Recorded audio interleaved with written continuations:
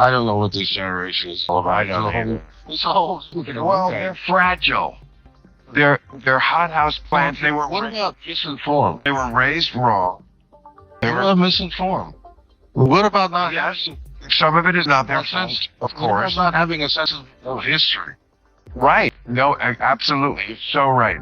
They do not know anything. He actually doesn't like the fact that young people are more informed and can cut through the BS on the propaganda that tends to favor, regardless of what its government. The outcomes of Billy D. Williams' recent appearance on Bill Maher's podcast, Club Random, have been nothing short of remarkable. Anna Kasparian and Chen Yuga of the Young Turks presented an especially notable and scathing critique of Maher, given their same ideological underpinnings. Maher's former supporters are now against him, despite the fact that he has also deviated from several far-left ideas. This time, they called him out of touch and reactionary for his recent comments regarding youth in his Club Random episode. Anna Kasparian's unexpected voice of criticism is now challenging many of the positions she once supported. In the past, Ma and Kasparians appeared to be deeply associated with the woke left and dedicated to progressive orthodoxy. For years, they appeared to be unable to break free from this belief system, reciting the same tales without doubt. Weiger's ideological development appears to have led her to take a similar stance. An interesting dynamic in the progressive environment is shown by the conflict. Previous allies are turning against one another as ideological borders become more blurred. Kasparian presents herself as a critic of the radical left while retaining her progressive credentials. When we talk about this generation, I don't know what this generation is all about. Well, they're fragile. They're hothouse plants. They were. what about misinformed? They were raised wrong. They were misinformed. What about not? Yes. Some of it is not their Not fault, sense, of What about course. not having a sense of history? Right. No, absolutely. You're so right. They do not know anything. I mean, what would older men who seem to have all the privilege in the world be if they weren't crapping on young people in America? Right? So Bill Maher was recently having a discussion with actor Billy D. Williams on his podcast. If you're unfamiliar with Williams, he's a Star Wars actor.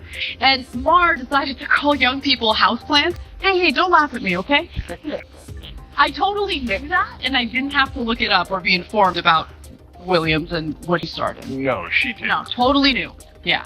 Anyway, so they're having a conversation. However, Williams was one of the most identifiable characters in film history due to his unparalleled charm and coolness in the originals. Even if Anna Kasparian appears to be shifting away from the far left, I'm surprised that she is unaware of Billy D. Williams's cultural significance. For his portrayal as Lando Calrissian in the original 3 Star Wars movies, Williams is a living icon. Let's not even discuss the more current ones because he genuinely cares about them.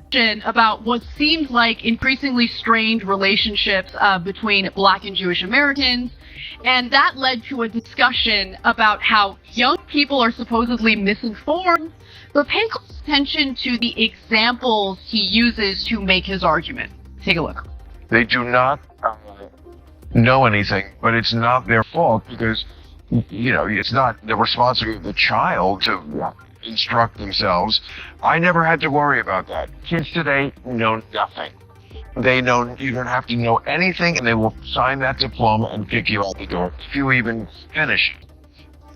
It's criminal, yes. They don't know anything, but it doesn't sap their confidence in still opining on everything as if they did know something, like about Gaza. Stuff like.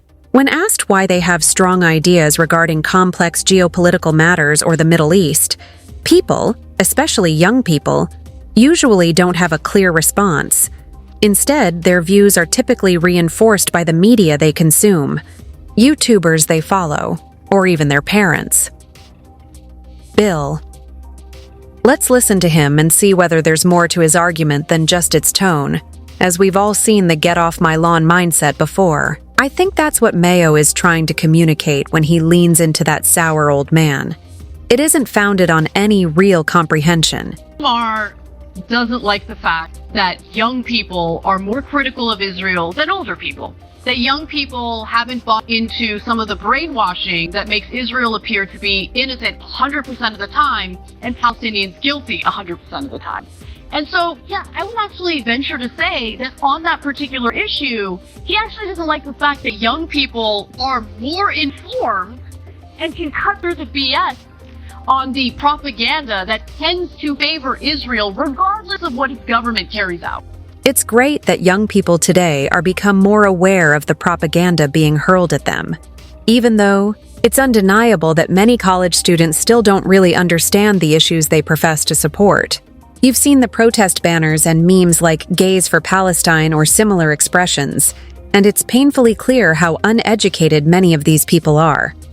Students join protests with signs and chant catchphrases without fully comprehending the complexities of the situation, since supporting Palestine has become the hot thing to do on college campuses.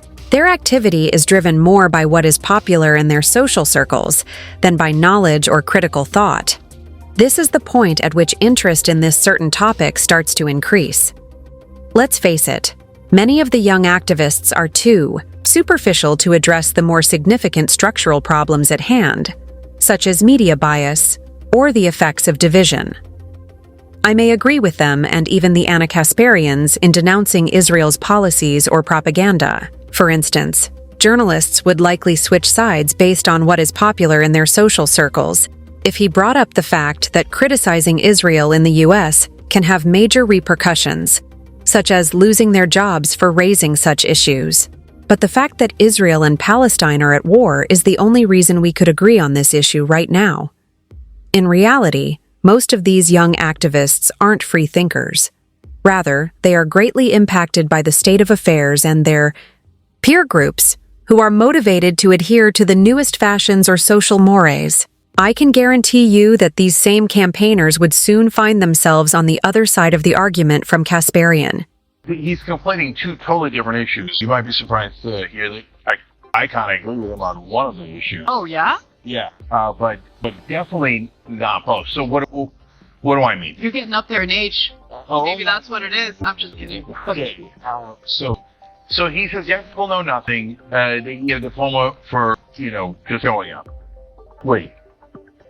Part about the diploma, unfortunately, a little bit true. It is, yeah. And so that's the point I agree with. And that's not because young people suck. It's because we devastated funding for public schools. No, I disagree. I think what he's referring to colleges, right?